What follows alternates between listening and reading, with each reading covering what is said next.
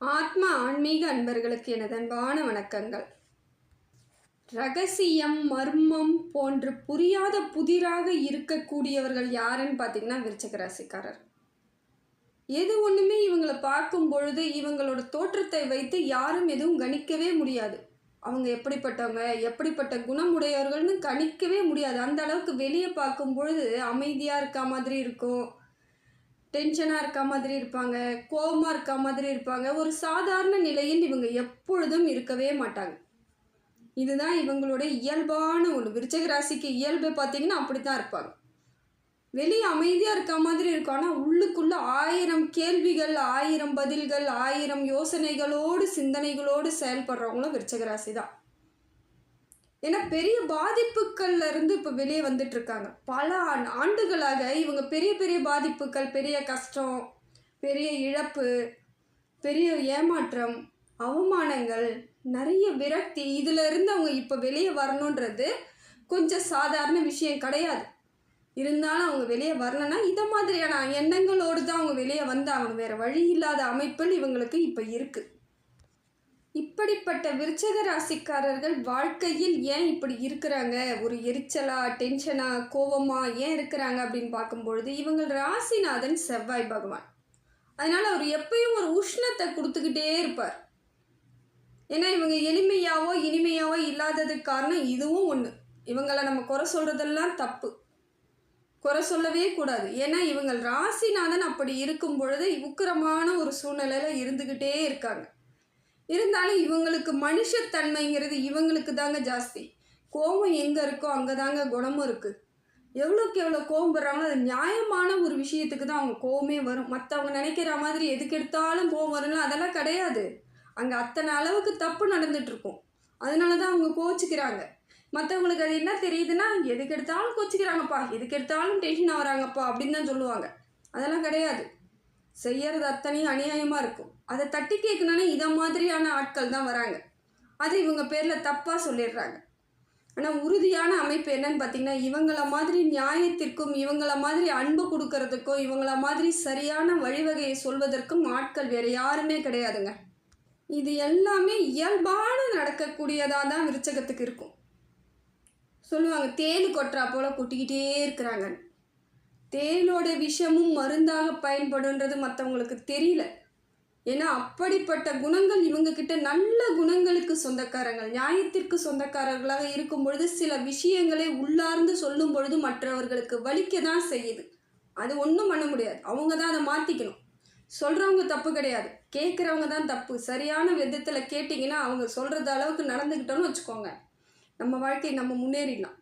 ஏன்னா அவங்கள பற்றி அவங்க சிந்திக்கவே மாட்டாங்க. விருச்சிக ராசிக்காரர்கள் பெரும்பாலானருக்கு இதுதாங்க பிரச்சனையே.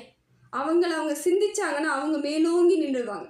மற்றவங்கள பற்றி கவலைப்படுறது, மற்றவங்களுக்கு நல்லது நினைக்கிறது, இதனாலேயே பல இடங்களில் பிரச்சனைகளை மட்டுமே தாங்கி நிற்கிறவங்க யாருன்னு பார்த்தீங்கன்னா விருச்சிக ராசி. இப்படிப்பட்ட விருச்சிக ராசிக்கு கிரகங்கள் எப்படி இருந்து என்னென்ன பலன்களை கொடுக்குதுன்னு சொல்லிட்டு பார்க்கலாங்க.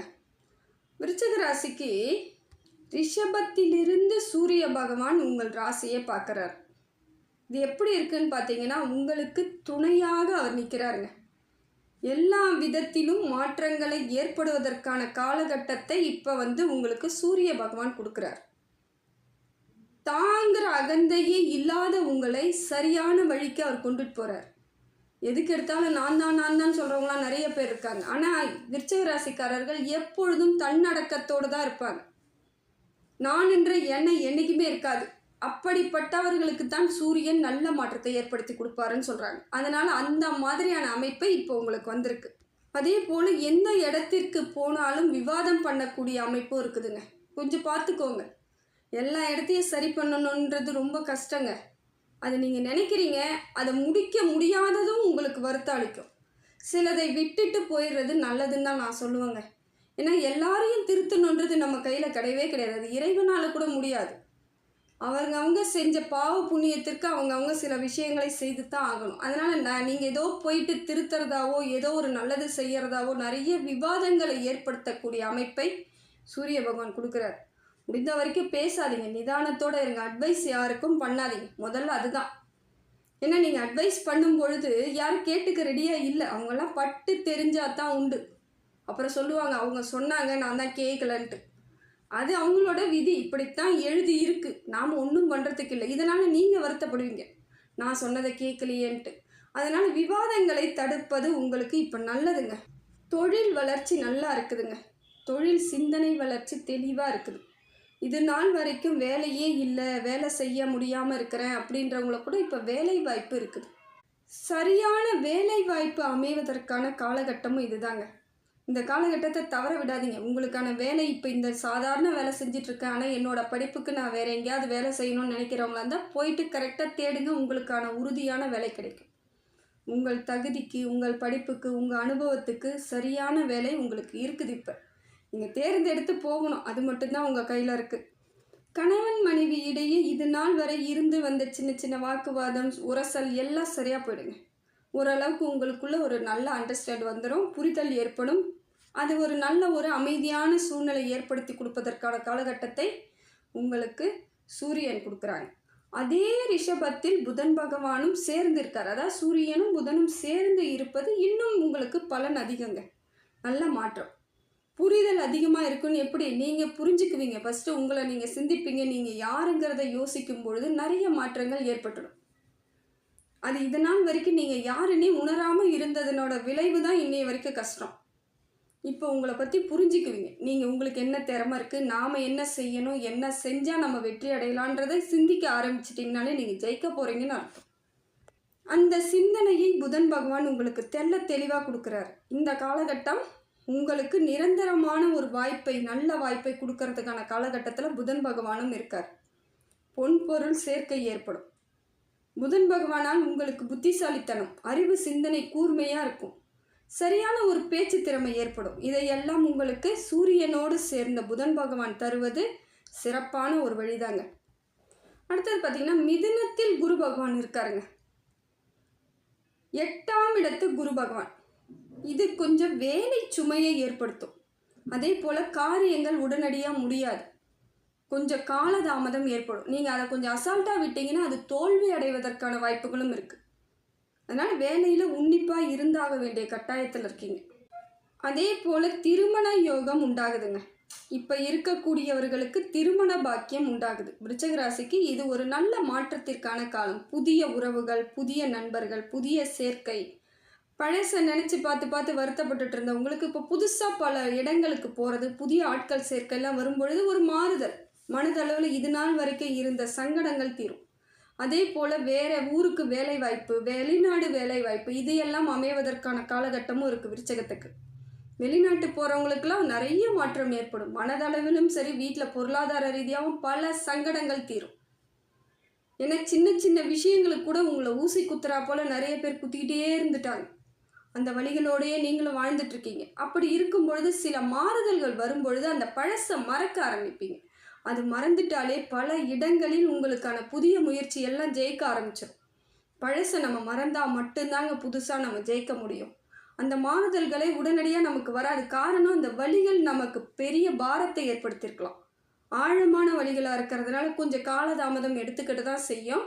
இருந்தாலும் நாம் சிறிது காலத்தில் கடவுள் கொடுத்தது என்னன்னு பார்த்தீங்கன்னா மறக்கிறது.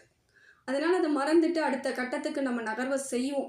அது வரைக்கும் கொஞ்சம் நிதானத்தோடு செயல்பட வேண்டிய அம்சத்தில் இருக்கிறோம். இப்போ பார்த்திங்கன்னா வெளிநாடு பயணமோ வெளியூர் பயணமோ செல்லும் பொழுது பலரை நம்ம பார்க்காம வெளியே போக்குள்ள நிறைய மாற்றங்கள் ஏற்பட்டுடும். அதனால தான் சொல்கிறேன், வெளியூர் பயணம் வெளிநாடு பயணம் கிடைச்சா தயவு செஞ்சு யாரையும் கவலைப்படாமல் கிளம்பிடுங்க.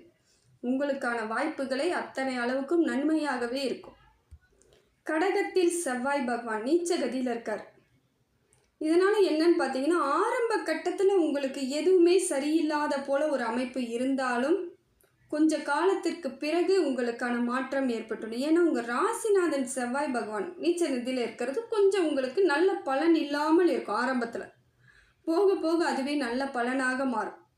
உங்களுக்கு சரியான மாற்றங்களை ஏற்படுத்தி கொடுக்கும். என்ன உடம்பு ரீதியான பிரச்சனைகளை மட்டும் ஆரம்பத்தில் பார்த்துக்கிட்டே இருக்கணும். ஏதாவது சின்னதாக உடம்புக்கு வருதுன்னா உடனடியாக மருத்துவரை பாருங்கள், ஆலோசனை கேளுங்க. வேறு வழி கிடையாது. சின்ன சின்னதாக ஏதோ ஒரு திடீர்னு வயிறு வலிக்கும், திடீர்னு தலை வலிக்கும், அதை மாதிரியான ஒரு எண்ணங்கள் ஏற்படலாம். அதே போல் பெண்களாக இருந்தால் இரத்த சம்பந்தப்பட்ட பிரச்சனைகள் வருவதற்கு வாய்ப்புகள் இருக்குது. ஒன்று நரம்பு சம்பந்தமாக இருக்கும், இரத்த சோகை ஏற்படுது, இல்லை கர்ப்பப்பை பிரச்சனை, இந்த மாதிரியான அமைப்புகளை உங்களுக்கு வரக்கூடிய காலகட்டத்தில் செவ்வாய் பகவான் ஆரம்பத்தில் இருக்கும். போக போக அதுவும் சரியாக போயிடும். இருந்தாலும் உடனடியாக மருத்துவரை பார்க்கறது ரொம்ப நல்லதுங்க.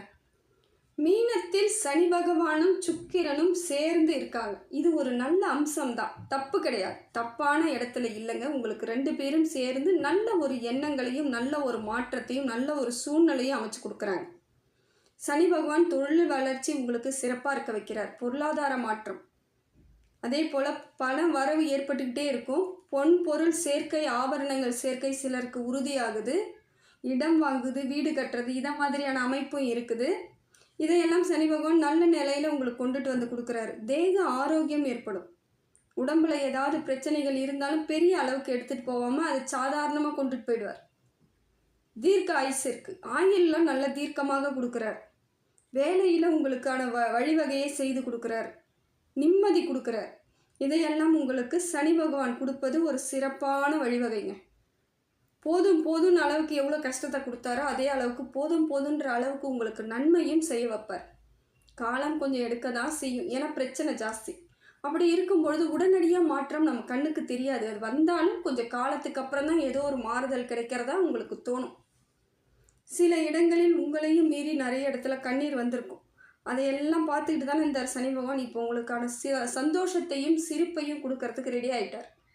நல்ல மாற்றங்க. பிள்ளைகளால் உங்களுக்கான வளர்ச்சி இருக்குது. பிள்ளைகள் மூலமாக பல இடங்களில் நீங்கள் சந்தோஷத்தை அனுபவிப்பீங்க. கௌரவத்தை ஏற்படுத்தி கொடுப்பாங்க. உங்களுக்கு நல்ல பேரை வாங்கி கொடுப்பாங்க.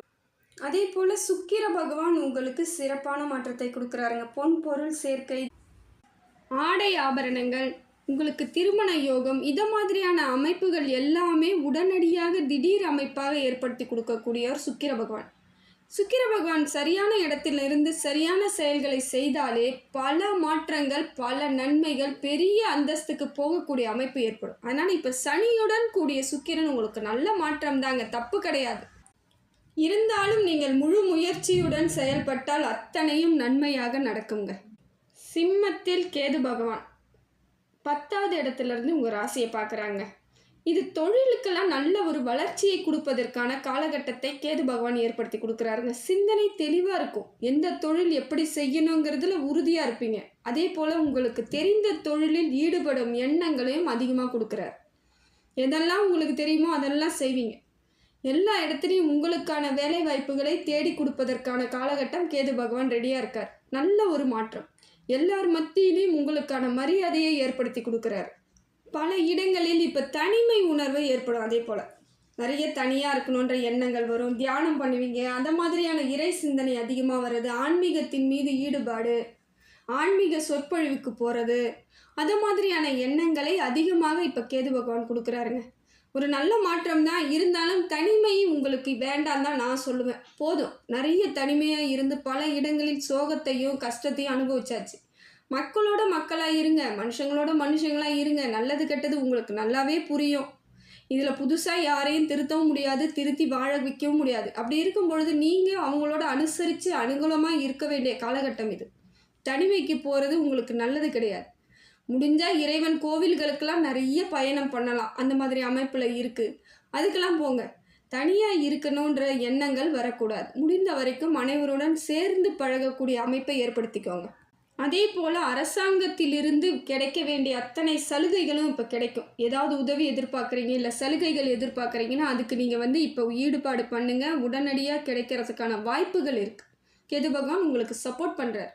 அதே போல் எதிரிகள் இனி உருவாக மாட்டாங்க. இருக்கக்கூடிய பிரச்சனைகளே ஸ்மூத் பண்ணி விடுறதுக்கும் அவர் ரெடி ஆகிட்டார். கொஞ்சம் கொஞ்சமாக உங்களை பிரச்சனைகளை விட்டு வெளியே வந்துடுவீங்க. எளிமையாக இருப்பீங்க. எண்ணம் போல் வாழ்வுன்ற மாதிரி எதை நோக்கி நீங்கள் பயணம் பண்ணுறீங்களோ அதற்கான வாழ்க்கையை உறுதிப்படுத்த கேது பகவான் ரெடி ஆகிட்டாருங்க. அடுத்தது பார்த்தீங்கன்னா கும்பத்தில் ராகு.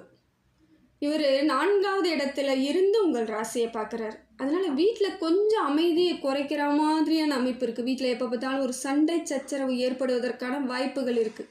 அது கணவன் மனைவியாக இருக்கலாம், குழந்தைகளிடமா இருக்கலாம், தாய் தகப்பனிடம் ஏதோ ஒரு விதத்தில் உங்களுக்கு சங்கடம் ஏற்படும் பொழுது நீங்கள் கொஞ்சம் கோவப்பட்டு கொஞ்சம் இறைச்சலாக ஆகிறதுக்கான வாய்ப்புகள் இருக்குது. குடும்பத்தில் சண்டைன்றது, வீட்டில் ஒரு சண்டைன்றது ஒரு கத்துறது, கோவப்படுறது, அதை மாதிரியான அமைப்பு வெளியே தெரியக்கூடிய அமைப்பில் இருக்குது. அந்த மாதிரி இல்லாமல் பார்த்துக்கணும். ஏன்னா அக்கம் பக்கத்தில் நீங்கள் எப்போ பிரச்சனை பண்ணுவீங்க, சண்டை போடுவீங்கன்னு பார்க்கறதுக்கு பல ஆட்கள் இருந்துக்கிட்டு தான் இருக்காங்க இன்னமும். யாரும் நல்லது நினைக்கக்கூடிய இடத்துல இல்லை. எப்போ யார் வீட்டில் சண்டை நடக்கும், எப்போ யார் சண்டை போட்டுக்கிறாங்கன்றத பேசிக்கிறதுக்கு இன்றைக்கி சந்தோஷப்படுறாங்க. அதுக்கெல்லாம் இடம் கொடுக்காதீங்க.